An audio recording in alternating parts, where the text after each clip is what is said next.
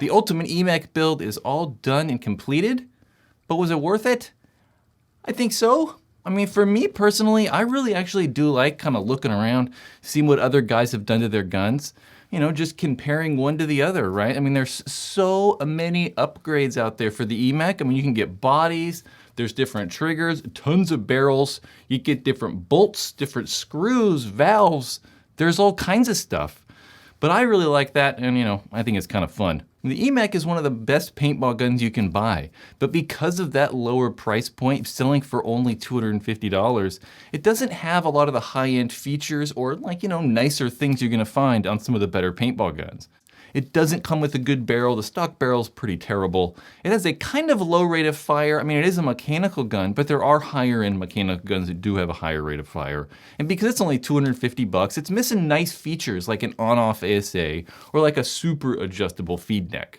To address that awful barrel issue, we're gonna go with the Field 1 AccuLock barrel. The Field 1 AccuLock barrels are made very well. They're fantastic barrels. I've been using an AccuLock for maybe about a year and a half. I love the things. Addressing the rate of fire, we're gonna add the Deadly Wind Hair 45 valve. Adding the Deadly Wind valve makes the trigger pull much lighter, and then we can also make that trigger pull extremely short so we can get a really short trigger pull.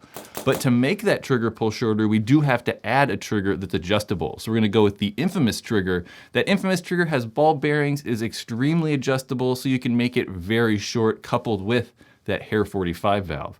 And on the inside, we're gonna go with the Super Stanchi soft tip bolt. So these bolts are kind of really just the stock bolt with that softer face on them. I like these bolts, I think, in colder weather. So if you guys are playing, you know, in the snow, or maybe you're using very high-end tournament paint, having a soft tip bolt could help reduce paint breakage a little bit. So here's some footage of me actually shooting and using this Ultimate Emek. So even with the Emek stock, I can't shoot really that fast. I mean, I'm only hitting maybe like 6-ish, maybe 7 balls a second. And if I'm just shooting normal with that Hair 45 valve and this Infamous trigger in there, I can probably get up to about 8 balls a second. If I'm really trying, I mean, maybe we can hit about 11, but consistently, I'm probably at like 8, 9, somewhere in there. One thing I noticed we were kind of messing around at the field is when I lay down in this prone position, with the Emek in this setup, I can actually shoot really kind of quick and get a couple shots off really quick laying down. This is not something that I can do with the stock Emek because the trigger pull is just a little too heavy, and I can't even do it very well with my electric gun just because of the way I hold the trigger frame. With the Emek, that single trigger, I can just get like a really good grip on the gun. So coming out and getting those really quick snapshots, I find kind of easy, and especially easier when you get in the really short and lightweight trigger pull. And then hitting that user friendliness area. So the Emek isn't like it's difficult to use, but there's definitely a couple areas that could use improvement. So it does not come with an on-off ASA, so we're gonna add the pops on-off from Planet Eclipse. These are fantastic. They're showing up on their higher end guns like the CS1, CS2, or the newest gun, that GO4. They're fantastic. It just makes taking off that tank a lot easier. And then also the Super Stanchi thumb screw on that feed neck.